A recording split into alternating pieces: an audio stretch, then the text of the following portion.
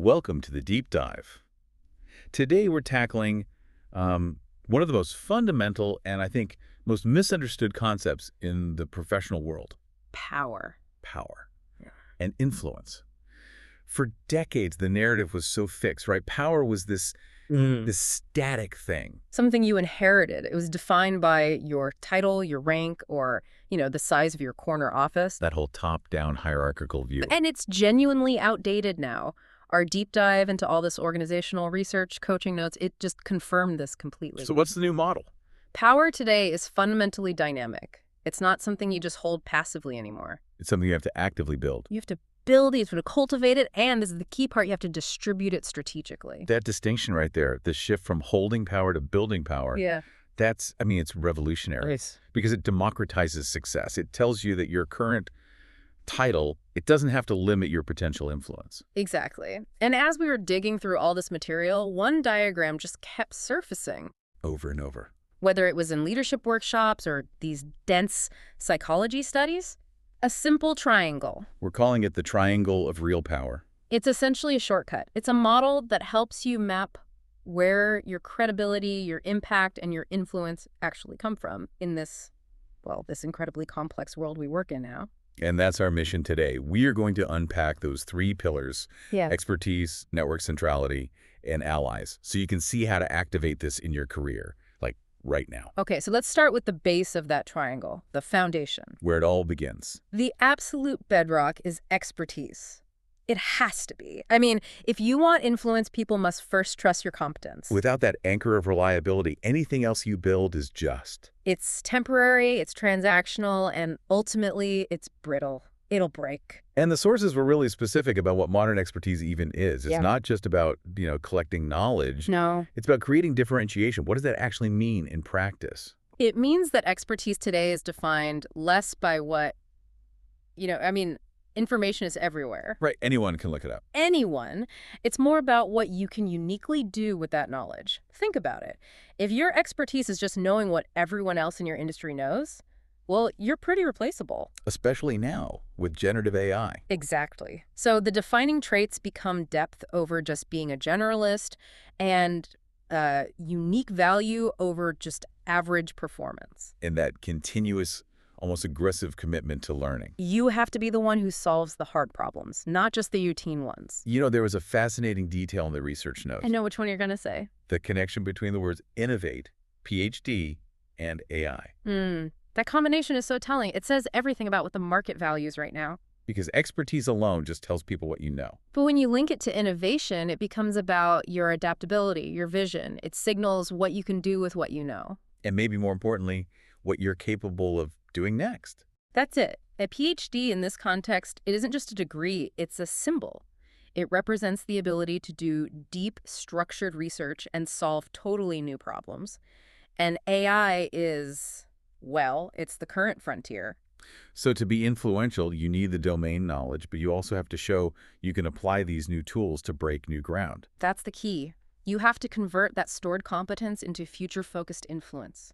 It's about challenging the status quo, even in small ways. Making yourself hard to replace. But more than that, demonstrating innovation positions you as a strategic asset. You become indispensable to the organization's future, not just its present. And that's the one pillar of influence you have total control over. Okay, so you've built that solid house of expertise. How do you make sure people actually know it's there? How do they find the front door? That's where the multiplier effect kicks in. That's the second pillar. Network centrality. And if expertise is kind of self-contained power, network centrality is shared power. It's kinetic. But there's a huge distinction we have to make right away. This is where most people get it wrong, isn't it? Completely. Centrality is explicitly not about the size of your network. That feels so counterintuitive. Everyone is focused on collecting contacts, but the sources kept emphasizing position over volume. Think about it like a diagram. Most people are spokes. They connect to one hub, maybe their boss, their team, and they just receive information. But centrality means you're the hub. You are the hub. You're at the crossroads, linking groups or teams that don't normally talk to each other. You become a structural bridge. So instead of 500 shallow contacts, it's about having maybe 50 strategic ones that connect, say, 10 different departments. Exactly. And the payoff for being that bridge is I mean, it's immense. It's tangible. The sources said people at the center get more promotions, more collaborations. They get access to information faster, they have higher visibility, and way more informal influence. So what's the mechanism there? Why does being the connector pay off so well? Because you become a utility. You're an engine for other people. We saw this great line in the studies. Network power works by giving others tools to get things done. When you connect someone to a resource or another person, you accelerate their work. And that action, it generates goodwill and reciprocity, which just strengthens your own centrality. So this kind of power is built through genuine service. That's not about self-promotion. No, it's an investment model. You're constantly injecting value into the network, but we do have to flag a potential pitfall here. Oh, good. Tell us. There's a negative version of centrality being the bottleneck. Ah, I know this person. We all do. A bottleneck is central, sure, everyone has to come to them, but they hoard information. They delay access to resources to make themselves feel important. And that just creates resentment. It's fragile. Totally. The truly influential leader, the one building sustainable power, is a facilitator. They make connections easily. They share information generously. That generosity is what makes you indispensable in a way people actually appreciate. And that dynamic of shared success, it brings us perfectly to that third pillar, doesn't it? It does. It takes that spirit of facilitation and turns it into collective strength. Allies. Allies. This is so critical. The professional landscape today is just, it's too volatile for any kind of solo leader. Even if you're the top expert and the most central connector. Even then, you'll hit a ceiling, or worse, some sudden political wall if you try to go it alone. Allies are the pillar that secures your trajectory. So how are we defining an ally here? Because it's clearly different from just a colleague or a contact in your network. Oh, much different. Allies are your advocates, your mentors, your champions. They are actively invested in your success. They're the people doing the work for you when you're not in the room. That's the perfect way to put it. They speak your name in the right meetings. They defend your credibility when someone challenges it. They open doors for you. That advocacy is vital. But the sources describe the modern workplace as politically complex. I have to ask, isn't there a risk that collecting allies just pulls you deeper into the politics you want to avoid? That is a sharp question, and it gets at a real fear a lot of people have, but the distinction is crucial. Allies aren't political co-conspirators, they're strategic protectors. In this kind of fluid, complex environment, they provide psychological safety. If you are competent, that's pillar 1, and you facilitate for others, pillar 2, then your allies become your shield. So they insulate you from some of that political noise. They do. They ensure that constructive criticism gets heard, but that personal attacks just get neutralized because your legitimacy is backed by multiple voices. And the most important principle here is sharing.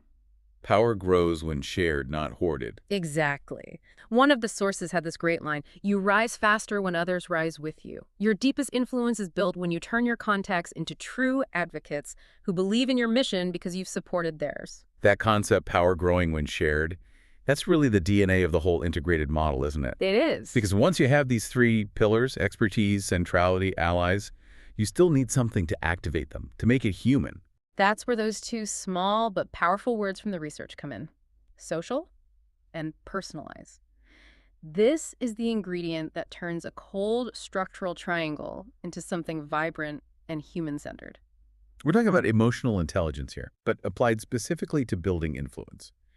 How should you interpret that directive to personalize? Personalization means recognizing that every single person in your network is unique. They have their own goals, their own needs. So you tailor your approach. You tailor everything. If you're sharing your expertise, you don't send the same 20-page report to everyone. You send a 1-paragraph summary to the executive and the detailed data to the analyst. You personalize the delivery of value. Yeah, when you apply that to being the hub to network centrality. You personalize the connection. You don't just randomly introduce two people. You figure out why they should meet, and you articulate that specific value to both of them. You make the introduction itself a valuable act. I love that. And for allies. You listen to their challenges. You tailor your support to their career path, not just asking them to support yours. So influence isn't gained by speaking louder. It's gained by listening better, by making people feel seen and understood. That's how you build trust. And trust is the lubricant for all of this. So when people trust your competence from your expertise, and they trust your intentions from your social intelligence, they willingly support your mission. They become your advocates. and that integration of the three pillars, through empathy, through personalization. That's what makes this power sustainable. It becomes ethical, resilient. Exactly.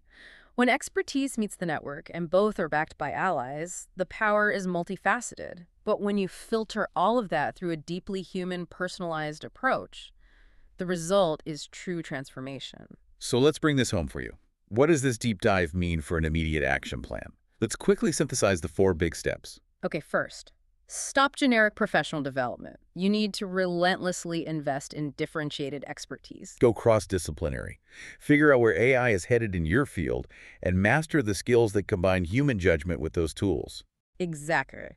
Second, strengthen your network, but focus on centrality. Do an audit. Are you just connecting people who already know each other? If so, you're not central. Find 3 people whose networks barely overlap with yours and make it a goal to connect them to others. Be the facilitator, not the bottleneck. Third, cultivate strategic allies intentionally. Don't wait for it to happen. Identify stakeholders who have influence where you don't, and offer them real, targeted support first. And ask for mentorship. Not just general advice, but specific sponsorship on a big project. Perfect. And finally, number 4, practice high-fidelity social intelligence. Don't just listen. Listen to understand the other person's context. Personalize your communication. Make every interaction feel valuable and, bespoke. If you focus on competence, community, and genuine collaboration, you'll find that the highest form of power isn't achieved when you build this triangle just for yourself, but when you actively help others build their own alongside you. And that raises a final provocative thought for you to take into the week. When you look at the greatest source of power in your professional life, is it the title written on your door? Or is it the collective strength of the people you have empowered and lifted up? The difference between those two really defines the longevity of your influence.